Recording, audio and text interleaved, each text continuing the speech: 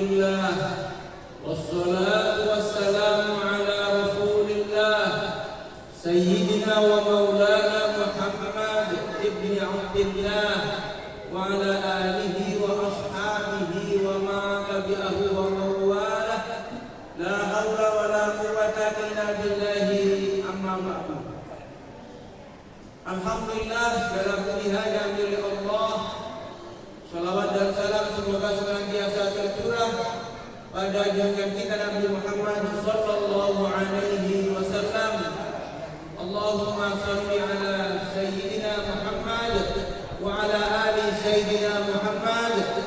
Assalamu alayka ya Rasulullah. Yang sama-sama kita hormati pengurus Masjid Paripurna Al-Ma'ruf,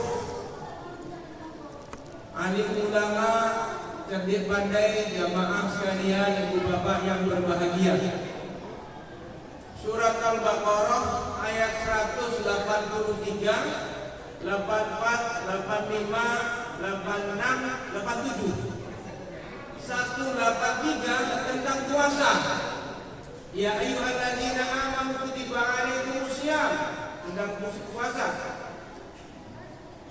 Ayat 184 tentang puasa juga. Wa 'alal ladzina yutiqunahu fidyatun ta'amu miskin. Ini kaitannya dengan fidyah, puasa juga. Ayat 185, Syahrul Ramadan alladzi unzila fihi al-Qur'an hudan lin-nasi wa bayyinatin minal huda wal furqan faman syahida minkum as-sahra falyasum, tentang puasa juga. Ayat 186 ini tentang doa. 187 tentang puasa lagi. Uhilla lakum lailatas siyami rafathu ila nisaikum hunna libasun lakum wa antum libasun lahun, dan seterusnya. Ini tentang kebolehan suami istri berhubungan di malam di bulan Ramadan. Jadi tentang puasa juga masih. 186 ini tidak tentang puasa, tentang doa. Wa idza sa'alaka ibadi anni fa inni qarib ujibu da'watad da'i idza da'ani falyastajibu li wa yu'minu bi la'allahum yarshudun. Para mufassir kemudian menjelaskan, ya, para ahli tafsir menjelaskan kenapa di tengah-tengah tentang puasa Allah Subhanahu wa taala menjelaskan satu ayat tentang doa. Wa idza sa'alaka ibadi anni, Muhammad, kalau ada hambaku bertanya tentang aku, jawablah, fa inni qarib, sungguhnya aku dekat. Ujibu da'watad da'i idza da'ani, akan aku kabulkan kalau ada di antara hambaku yang meminta, yang berdoa. Para ulama mufassirin menjelaskan bahwa ini pasti ada keistimewaan. Inilah istimewanya berdoa di bulan puasa, berdoa di bulan Ramadan, berdoa di saat puasa. Inilah dahsyatnya sehingga Nabi Shallallahu Alaihi Wasallam menjelaskan bahwa salah satu la turaddu da'watuhum, ada 3 golongan orang yang tidak ditolak doanya. Yang pertama adalah al-imamul adil, pemimpin yang adil. Sering kita jelaskan. Yang kedua dakwatul mazlum, doanya orang yang terzalimi. Maka kita jangan sampai menzalimi orang. Kalau suatu hari kita menzalimi orang, orang itu berdoa kepada Allah, antara dia, orang yang kita zalimi, naudzubillah min dzalik, dengan Allah tidak ada hijab. Tidak ada hijab, langsung dikabulkan. Nah, kalau kita hari ini merasa kaum muslimin terzalimi, berdoalah sebaik-baik doa. Yang ketiga, yang tidak tertolak doanya, as-shaim hatta yuftir, doanya orang yang puasa sampai berbuka. Bahkan dalam riwayat yang lain dijelaskan yang paling utama, paling makbul, doa menjelang buka itulah, menjelang iftar, menjelang doa buka. Mungkin bapak fokusnya tidak kepada doa selama ini, fokusnya kepada cendol, fokusnya kepada kolak, fokusnya kepada gulai jarian, ya. Tapi Nabi mengingatkan kita, as-shaim hatta yuftir, orang yang berpuasa sampai berbuka itu tidak tertolak, artinya makbul. Siapa di antara kita yang tidak perlu sama Allah? Semua kita berhajat kepada Allah. Allah akan marah kalau kita enggak berdoa. Man lam yas'alillah yaghdab alaihi. Barang siapa tidak minta kepada Allah, tidak berdoa kepada Allah, Allah marah. Ya, seakan-akan kita tidak perlu sama Allah. Padahal kita semua ini hamba Allah yang lemah. Jangankan berkaitan dengan perkara-perkara yang besar, perkara yang tidak nampak pun tidak tahu. Coba di antara kita ini yang ada virus COVID-19-nya kan tidak tahu kan? Oh, dicek dulu, ya, pakai alat mikroskop elektron baru tahu. Oh, dengan tes usap, dengan swab PCR baru tahu. Kita ya tidak tahu apa yang ada di diri kita. Maka kita bermunajat kepada Allah. Apa yang terjadi besok?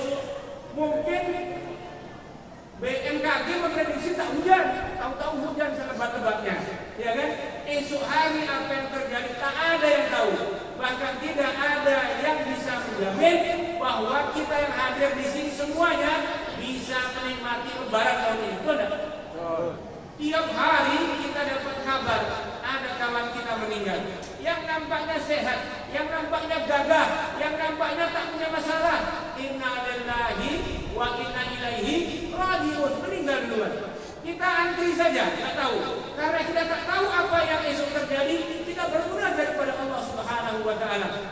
Bahkan Allah sangat senang kalau kita berdoa itu merengek-rengek minta kepada Allah. Laisa syai'un aqrabu 'ala Allahi min ad-du'a. Tidak ada perkara yang lebih dicintai Allah, lebih mulia di sisi Allah melebihi doa. Ya, ad-du'a mukhul ibadah. Doa itu otaknya ibadah, intinya ibadah. Salat kita tadi itu sebagian besar adalah doa. Di Fatihah ada doa, ihdinas siratal mustaqim. Duduk di antara dua sujud doa, ya. Rabbighfirli warhamni wajburni warfa'ni warzuqni wahdini wa'afini wa'fu anni. Doa semuanya 8 doa, 8 permintaan kita kepada Allah Subhanahu wa taala. Walau biasanya kita minta Rabbighfirli ampuni aku ya Allah, yang teringat sendal itu tadi baru, ya kan? Coba tadi di antara kita ketika baca doa Rabbighfirli warhamni wajburni warfa'ni warzuqni wahdini wa'afini wa'fu anni, yang benar-benar yakin sedang komunikasi dengan Allah, berapa di antara kita? Betapa banyak kita ingat, ya Allah kunci ternyata di balik pintu. Baru ingat ketika sujud, ketika duduk di antara dua sujud. Padahal kita sedang bermunajat kepada Allah, sedang minta sama Allah. Inilah doa, sebenarnya kita yakin doa. Kata Nabi Sallallahu Alaihi Wasallam, Udu'ullaha tabaraka wa ta'ala wa antum muqinuna bil ijabah. Mengapa di antara kita kadang-kadang doa tidak dikabulkan? Salah satu penyebabnya, salah satu saja. Antara lain, kita tidak yakin sama Allah, tidak serius doanya. Jadi salah satu doa agar dikabulkan itu doa kita ketika berdoa serius. Apa tandanya serius? Udu'ullaha tabaraka wa ta'ala. Berdoalah kalian kepada Allah Tabaraka wa Ta'ala, wa antum muqinuna bil ijabah, dan engkau yakin doamu akan diijabah. Kadang-kadang belum apa-apa ya Allah, ya tayutan tidak dalam hati ya. Tidak mungkin nampaknya anak saya ini lulus di pesantren Gontor misalnya gitu. Kayaknya nengok bentuknya tak pantas anak saya jadi kiai gitu. Oh, tidak boleh kayak gitu. Kita harus yakin sama Allah, ya harus yakin. Ya, salah satu hal yang penting berkaitan dengan doa adalah kekuatan doa itu adalah yakin dengan Allah. Bagaimana mungkin Allah Subhanahu wa taala akan mengabulkan doa kita kalau kita tidak yakin? Kita harus yakin, apalagi sekarang di bulan Ramadan. Kita sedang puasa, kita sedang qiyamul lail, di antara azan dan iqamah, ya. Di antara waktu kita sujud, ya, antara kita nanti bangun, kemudian berdoa, kemudian tahajud, kemudian menjelang subuh doa, semuanya waktu-waktu ijabah sepertiga malam terakhir. Ya, sudahlah di bulan Ramadan sepertiga malam terakhir atau di bulan Ramadan kita pas puasa menjelang berbuka luar biasa. Wa antum muqinuna bil ijabah. Kekuatan doa ini Bapak Ibu sekalian, kalau kita minta sama atasan, entah itu komandan, entah Pak Lurah, entah Pak Camat, minta terus, jengkel Pak Camat, minta terus. Orang kampung dalam ini bisa ya gitu kan? Camat marah. Tapi kalau Allah yang kita minta, Allah senang. Makin sering, makin suka. Kita sambil menangis, bersujud, tersungkur kepada Allah, makin senang. Insya Allah, ud'uuni astajib lakum. Mintalah kalian kepadaku, akan aku kabulkan. Kuncinya apa tadi? Yakin. Nah sekarang inilah momentum yang tepat kita semua kaum muslimin untuk berdoa kepada Allah. Sekarang yang kita andalkan siapa? Di negeri kita ini yang kita mau andalkan siapa? Dari berbagai macam sudut kita difitnah. Orang baik-baik, hafal Quran, nggak tahu apa-apa, dituduh bisnis teroris. Coba bayangkan, ya kan? Dituduh anti ini, anti NKRI, anti Pancasila. Kau tahu orang itu yang jadi masalah, ya kan? Kita ini coba anak baik-baik difitnah, radikal, macam-macam. Kita mau minta tolong siapa sekarang?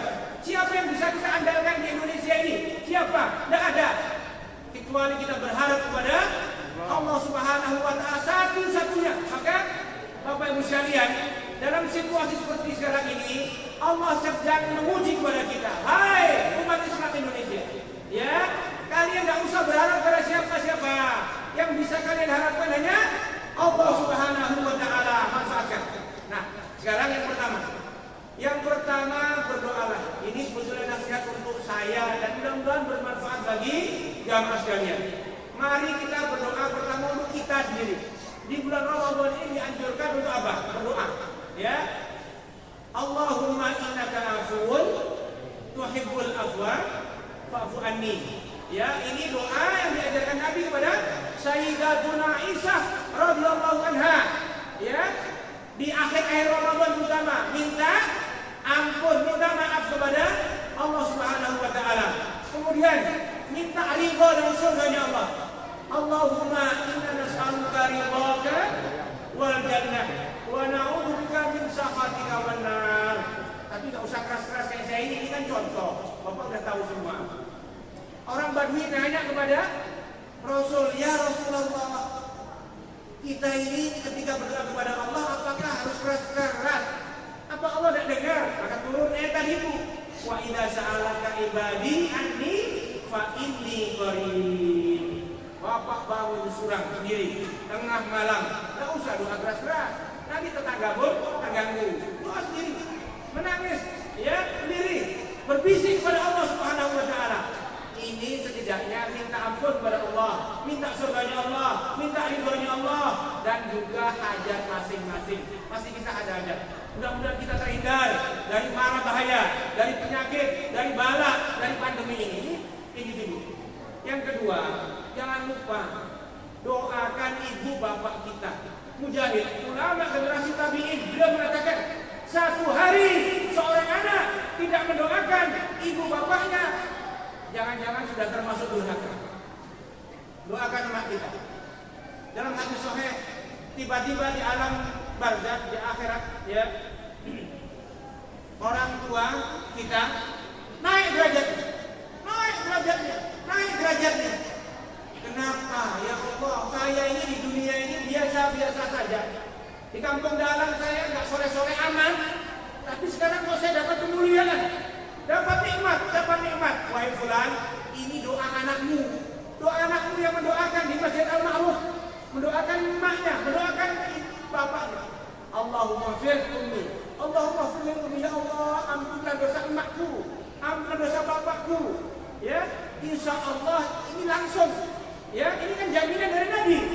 Ya, kita semua hafal. Ya, idza mata ibnu Adam in qata'a amaluhu illa min salasin. 3, putus segala amal kecuali 3. Sedekah jariah, ilmu yang bermanfaat, anak soleh yang mendoakan. Kita punya anak belum tentu, punya emak pasti, karena kita bukan Nabi Isa, bukan Nabi Adam. Punya bapak pasti, maka kewajiban kita mendoakan. Kalau masih hidup doakan, kalau sudah mati pun doakan. Ini mumpung kita masih hidup di bulan Ramadan, ya. Kemudian kalau ibu bapak punya anak, doakan anak masing-masing. Kalau mendoakan anak tengah malam, di saat sholat, di saat sujud, saat zikir, sebut namanya satu-satu, sebut hajat ibu bapak satu-satu, ya. Yakin bahwa Allah akan mengabulkan. Kita ini mau sholat, kita ini bisa ngaji, insya Allah karena doa emak kita, bapak kita, datuk kita. Ya, bisa jadi karena doa datuk kita dulu. Ya Allah, ya, jadikan anak cucuku anak yang soleh. Jadilah kita insya Allah mudah-mudahan jadi anak yang soleh. Kita pun berharap anak kita, cucu kita jadi anak yang soleh. Tahun 194. Tahun 194, tanggal 13 Syawal, lahir seorang bayi dari seorang ulama bernama Ismail bin Ibrahim bin Al-Maghfirah bin Bardisbah. Anak tersebut diberi nama Muhammad. Bapaknya seorang ulama besar, ulama hadis di Uzbekistan. Dia berharap, ya Allah, jadikanlah anakmu kelak menjadi ulama amilin, ulama pejuang, muhdisin, ulama hadis. Begitu lahir anak ini, bapaknya meninggal.